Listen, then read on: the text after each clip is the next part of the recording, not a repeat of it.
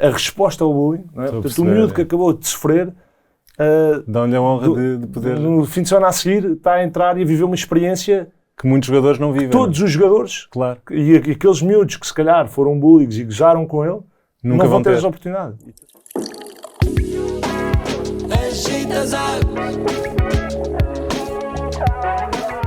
Sejam bem-vindos a mais um Agita as Águas, um podcast da Freeze. Connosco hoje temos o grande Gonçalo Uva. Gonçalo, bem-vindo ao podcast. Obrigado, Martim, pelo convite. Obrigado por teres aceito, obrigado por estares aqui hoje.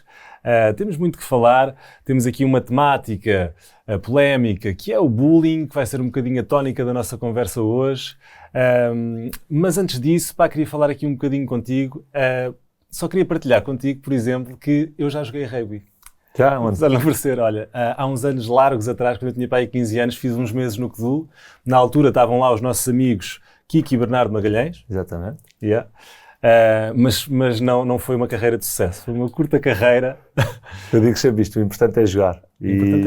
Conhecer as pessoas e fazer amigos. Olha, fiz muitos amigos, sabes? Mas tenho pena de não ter continuado o rugby. Estava naquela fase de criança que não se interessava pelo desporto, estás a ver? E a minha mãe punha-me em todo o lado e não conseguiu, o rugby não te conseguiu agarrar. O rugby não me conseguiu agarrar. Mas isso é assim, acaba por ser um bocadinho estranho, que o rugby tem essa particularidade. Sim. De conseguir agarrar. Somos muitos, todos muito diferentes. Cria-se rapidamente o espírito de amizade e uma ligação forte e normalmente agarra, mas depois também percebo que mas a amizade há outros interesses. Sim, mas isso é, para mim, a amizade... A ti agarrou-te logo, à primeira. Para mim o rugby sim, e aquilo que eu, uma carreira de quase 20 anos de rugby, aquilo que eu mais guardo são as amizades.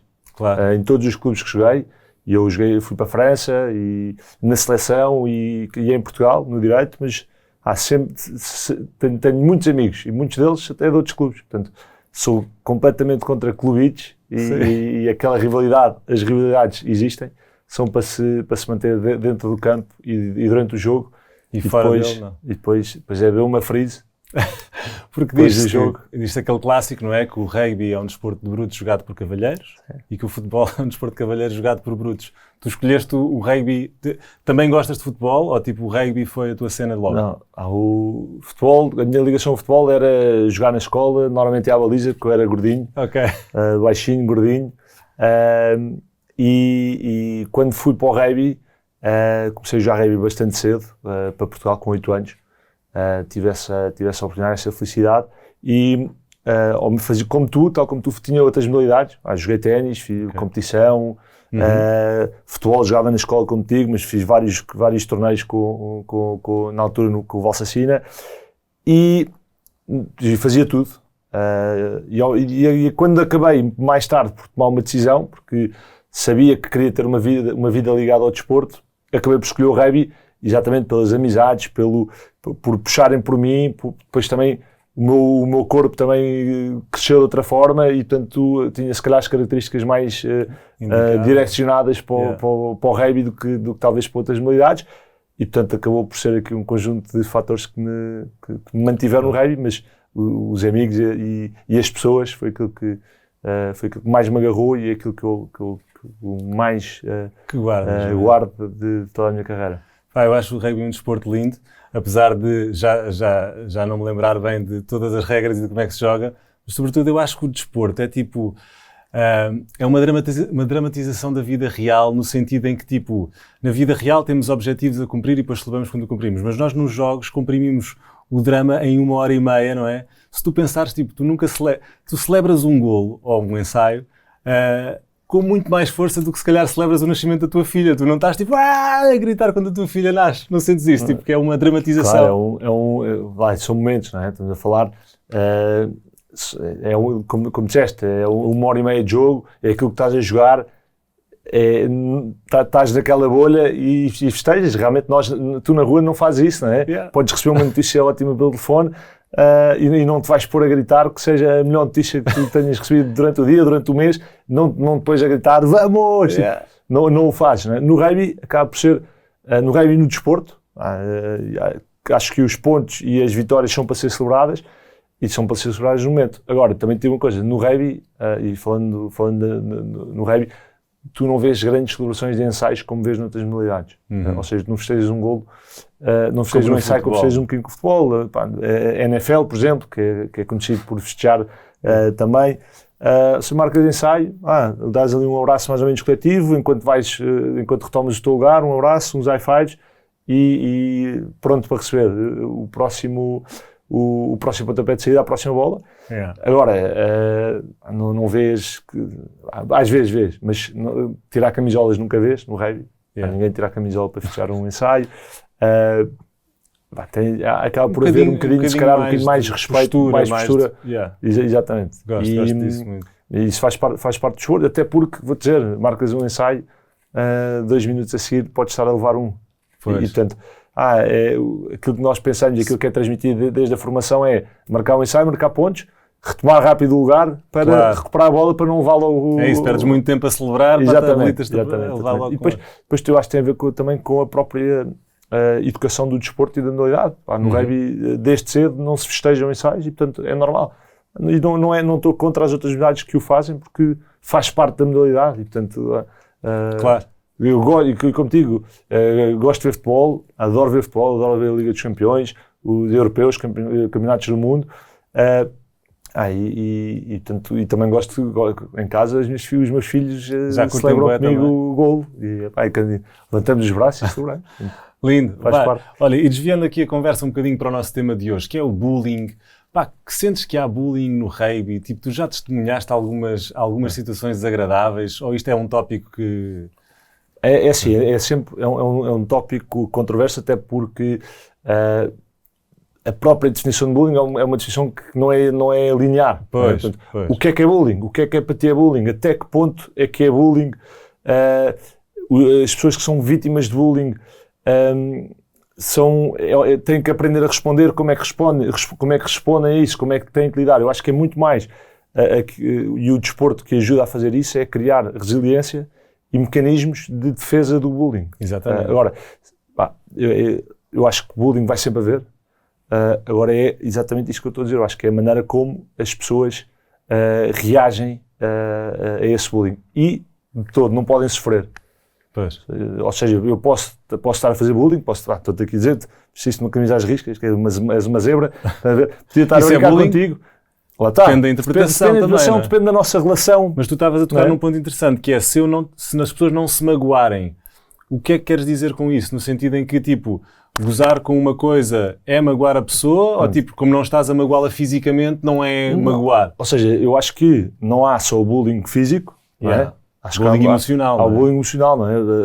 As expressões. Eu acho que o bullying físico acaba por ser aquele mais visível, mas se calhar aquele que deixa mais marcas é o emocional. Exatamente. Não é?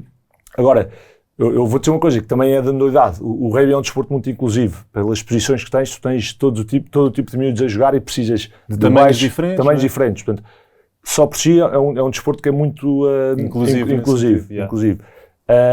E, portanto, enquanto estás a escolher, começas um treino, começas um jogo que seja amigável e começas por escolher até os mais gordos. Normalmente, em muitos dos outros desportos, os gordos são deixados para o fim e para a baliza. Portanto, para uma posição que, encarando... E que, mais uma vez, volta ao futebol, porque é a modalidade também de nós... Ninguém quer ir à baliza, não é? No rugby começas a escolher os pilares, que são os mais gordos, mas também são os mais importantes. Exatamente. E, portanto, é bom teres os melhores e os maiores na tua equipa. E depois precisas de um magrinho, porque precisas para os alinhamentos, para as tuas, precisas de um magrinho alto. E depois precisas do baixinho rápido para fazer de formação. E, portanto, o próprio desporto é um desporto inclusive que precisamos de todos. Isso vai dar aos miúdos, e acaba por ser mais na formação, este ponto do bullying, eu acho que é onde é mais visível, acabam por estar confortáveis com a parte física, tá? Deles próprios e começam a ganhar confiança. Eu acho que a primeira,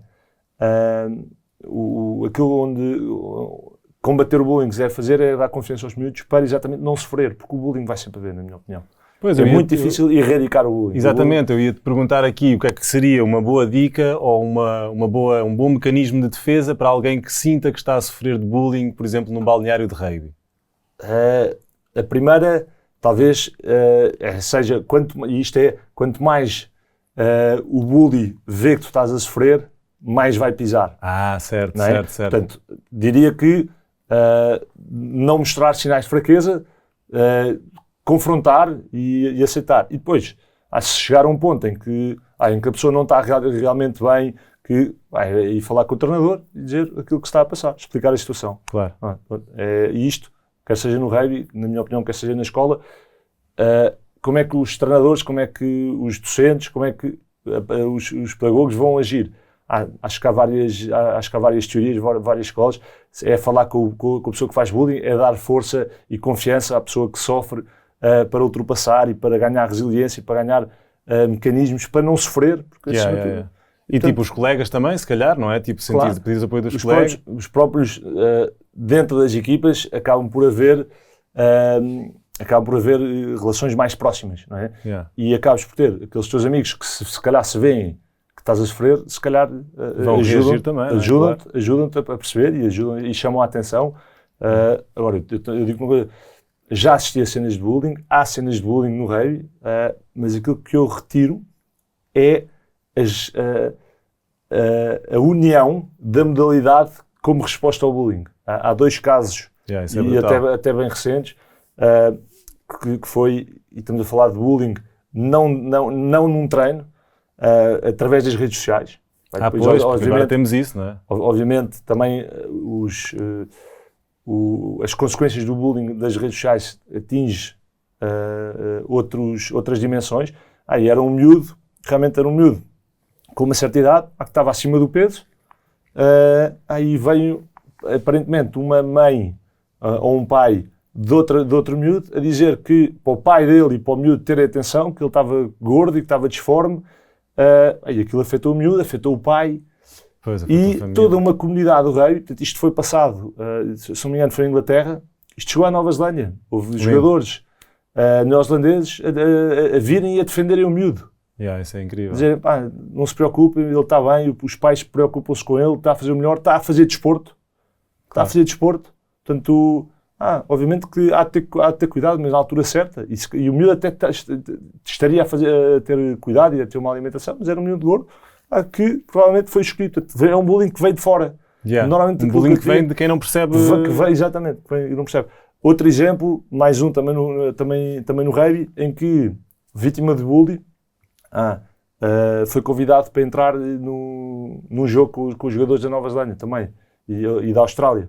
Portanto, um miúdo que sofreu e acabou por ir. E eu acho que isto, a resposta ao bullying, não é? Portanto, um miúdo que acabou de sofrer, dá-lhe a honra de poder. No fim de semana a seguir, está a entrar e a viver uma experiência que muitos jogadores não vivem. Todos os jogadores, claro. E aqueles miúdos que se calhar foram bullies e gozaram com ele, nunca não vão ter essa oportunidade. E portanto, se calhar vão criar laços, vão se aproximar, vão ser amigos. Portanto, isso é lindo, é a melhor resposta de todas. Exatamente. E portanto, a questão do bullying no desporto e principalmente no rugby, eu acho que se criam ligações tão fortes que nós não consideramos que é bullying. Eu tenho amigos meus em quem chamo gordo, em quem chamo esparguete, em quem chamo alontra, sei lá, são nomes que se calhar são Eu também te apresentei como o grande Gonçalo Uva, não é? Assim, se fosse pela altura, eu estava sempre a sofrer de bullying. Claro. Foi bullying o que eu fiz na introdução? Não, mas lá está, é um ponto sensível e que eu acho que tem que... isso se calhar devia ter-te perguntado, se calhar. Não, estás a brincar.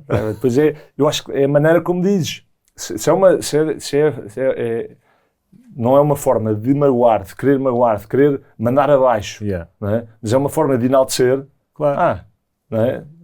Claro. Acho que não é aceito. E se eu não tiver à vontade, digo-te, Martim, não faças isso. Não faço isso, não estou... Levo com isso todos os dias, já estou cansado. Claro. Mas eu acho, ou seja, também aprendi a gerir também a reação à cena. A coisa que eu mais ouço principalmente das pessoas mais idosas, eu não vou contigo aos figos. Eu consigo é que eu não ia aos figos. Claro. E eu já tenho a resposta. E eu respondo sempre, eu consigo não ir aos morangos. Exato. Portanto, eu acho, ou seja, eu não considero bullying, mas arranjei um mecanismo para, de uma forma engraçada, meter-me com a pessoa também. Claro. Excelente resposta. O que é que eu te ia dizer? Nós temos aqui um pequeno jogo no nosso Agita as Águas, que é o A Tua Freeze, e vamos lançá-lo agora. Estão aqui por baixo destas garrafas Freeze algumas perguntas, eu próprio não sei quais são, portanto, vieram da natureza, digamos assim, e eu vou-te pedir para escolheres uma garrafa do sabor que te chamar mais a atenção. Vejo que estás a beber o pepino gengibre, não sei se gostaste, ou se queres, por alguma outra razão, escolher uma garrafa e tiras a garrafa e eu tiro a pergunta que lá está de baixo. Então vou ali ao maracujá. Maracujá? Muito bem. Vamos ver o que é que a garrafa de maracujá tem reservado para nós. Ok, então, dizer que o treinador é exigente não pode ser camuflar uma certa forma de bullying? O que é que achas desta pergunta? Isto veio para agitar as águas. Acho que a ideia é essa. Assim, eu acho que não, e acho que é um bocadinho um problema geracional. Okay. Ou seja, para mim, se calhar não é exigente, se calhar para miúdos mais novos que não estão, têm... Pois, a malta da velha guarda tem outra... Tem outra carapaça, tem... como os nossos avós, eu levava chapadas do meu avô e era uma normalidade, e ninguém chamava aquilo violência doméstica, não é? E só me fez foi bem, que eu era um puto estúpido. Acho que é... não, acho que muitas vezes... não diria que esconde bullying e que camufla de alguma forma. Muitas vezes, e se formos analisar bem, quem diz isso se calhar é um bocadinho preguiçoso. Bom, yeah. E se calhar o treinador faz isso para puxar por ele, para ser melhor. Para o jogador, claro. Pronto. E depois, eu também sempre ouvi uma frase que não sei, para mim nunca escondeu bullying, mas se calhar agora que estás a dizer isso se um treinador era duro comigo, eu no final do treino ia lhe perguntar porque é que me confrontaste, ou porque é que me disseste assim, porque é que me falaste assim e não falaste assim com outros. E a resposta era sempre, eu gosto de ti, puxo por ti, acredito que vais ser um bom jogador e estou-te a incentivar. Como que se gostasse mais de ti, ia ser mais duro contigo. Exatamente. Portanto, mais uma vez toco, é na relação que as pessoas têm e nos laços que são criados. Sim. E o desporto aproxima e lá está. Acho que quanto mais próxima é a relação, mais longe está o bullying. Pois. E sentes que há diferença? Tipo, achas que tu começaste em 2004 a jogar profissionalmente? Profissionalmente em 2006. Em 2006, pronto. E sentes que houve uma diferença ao longo dos anos desse tipo de atitude dos treinadores e se mudou alguma coisa? Não, muda completamente o paradigma de amador para profissional. Ok. Sim. Mas para tu teres uma ideia, e até é uma questão cultural, eu fui para a França jogar e... Há diferença entre Portugal e França? Muita. Muita.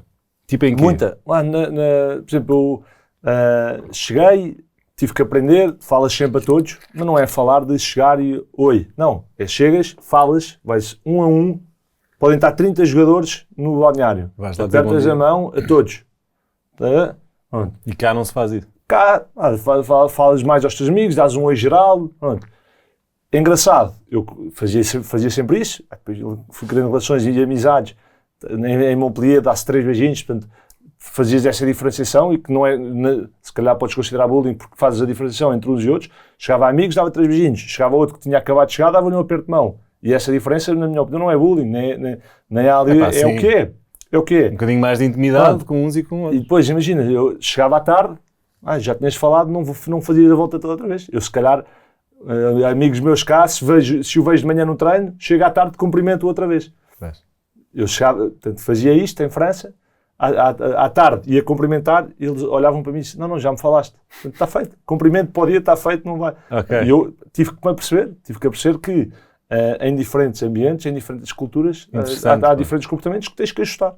Interessante, muito fixe. Mas lá está, aquilo que eu te digo é, mais uma vez, no desporto em geral, no rugby em particular, que é onde eu posso falar, as relações que se criam de proximidade, acho que empurram o bullying.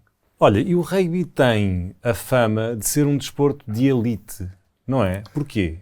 É um bocadinho da sua gênese, da história. O rugby é um começou nas faculdades, é considerado durante muito tempo um desporto universitário, yeah. portanto, era um desporto que era acessível apenas aos estudantes das universidades e, portanto, nem toda a gente tinha a possibilidade de ir para as faculdades. Mas hoje em dia é uma ideia completamente errada. Já se torna mais inclusivo hoje em dia, sim, não é? Muito Pessoas mais, de diferentes estratos sociais. Níveis internacionais, tens, por exemplo, atualmente o capitão da África do Sul, Sia Colisi, vem de um dos piores bairros da África do Sul. Yeah. Mas além de ser um exemplo de todos aqueles jogadores que podem vir e que jogam e que veem no rugby um escape a essas situações de pobreza, portanto é bom, não é só o futebol, há outras saídas como o rugby. Temos um exemplo interessantíssimo em Portugal que devia ser um case study internacional, que é o projeto da Escola da Galiza, que é um projeto de integração social ligado ao rugby. Portanto, num bairro problemático começou-se a fazer equipas de rugby. Hoje em dia é um projeto com 10, 15 anos. Hoje em dia tem equipas em todos os escalões de competição nacional e juntaram-se a um dos colégios mais caros, um colégio privado, que é o St. Julian's. Fizeram uma equipa e jogavam juntos, jogavam o Campeonato Nacional. E, portanto, juntaste aqui dois estratos sociais completamente diferentes. Juntaste na mesma equipa e fizeram uma equipa. Portanto, tu explicaste que era benéfico para os dois, não é? Porque o St. Julian's não tinha números suficientes, se calhar, de jogadores. Exatamente. Portanto, o St. Julian's tinha uma equipa, mas não conseguia competir, juntou-se ao projeto da Escola da Galiza e eu também acho que fez parte de todo o projeto, que era um projeto social, juntar estas duas realidades. E, portanto, teres miúdos a aproveitarem as infraestruturas que o St. Julian's tem, mas acima de tudo é o convívio e as ligações que criaram e estar a competir nas mesmas equipas. Portanto, mais uma vez, o rugby é preciso de todos. Não só na parte da democratização do Estado Social, eu acho que há uma ideia um bocadinho pré-concebida e eu também não posso generalizar, porque por eu ser assim, acho que nem todos os jogadores de rugby são assim, mas eu acho que o rugby ensina-nos a ser abertos a estas situações e a outras, como o caso da orientação sexual. Tem havido vários casos de jogadores homossexuais a virem cá para fora dizer que são e são aceitos, continuam a jogar, são bem aceitos. Não sei se a questão não sofrem de bullying. Se calhar sofreram por outras situações que não direcionadas a eles, se calhar alguma piada sobre uma piada contra os gays, e eles não eram assumidos. E eles não eram assumidos exatamente por achar que iam ser, mas uma vez que se assumiram, foram bem aceitos, continuam a jogar e têm as suas carreiras. Portanto, eu acho que há uma situação, há jogadores muito conhecidos, há um jogador galês, internacional galês, que se assumiu já depois da carreira, homossexual, sem problema nenhum. Continua a ir aos eventos todos, a estar a conviver e, portanto, eu acho que essa ideia pré-concebida para os jogadores de rugby, acho que temos que o próprio rugby tem que afastar essa ideia para seu próprio benefício, para poder crescer e ser uma modalidade de massas. Lindo, cada vez gosto mais de rugby. Pá, em jeito de despedida, pedia-te, já deste há bocado, mas uma dica mais curta e prática para a malta que se quer defender e reagir a isto. Há um conselho para os jovens jogadores. A primeira coisa é obrigado pelo convite. É sempre um prazer falar disto e falar sobre a minha experiência no rugby, a minha carreira. Sobre este ponto em concreto, acho que é importante ser falado. Quanto mais for falar, mais se desmistifica, mais próximas as pessoas se sentem, até para, como disse há bocado, apontar essas situações. E em casos extremos, contactem-me. Tenho todo o prazer em falar com uma pessoa que sinta que está a sofrer e que não está bem, ou se for preciso chamar a atenção a alguém, de se o fazer da forma correta, mas portanto completamente e gostava de apoiar e apoio todos aqueles que precisarem. Pá, isso é brutal. Olha, já sabem, falem com o Gonçalo, terão ajuda e falem sobre isto, não é? Eu acho que é o mais importante, é perceber aquilo que não gostam e porque é que estão a sofrer, do que em concreto. Normalmente há um ponto-chave. Claro. É trabalhar exatamente para isso não ofender, para não mandar abaixo. Bola para a frente. Bola para a frente e seguir bem com a vida. Seguir bem com a vida. Bola para a frente e seguir bem com a vida é uma frase bonita de término. Malta, já sabem, subscrevam este canal, não percam o próximo episódio. Um abraço e até lá. E obrigado.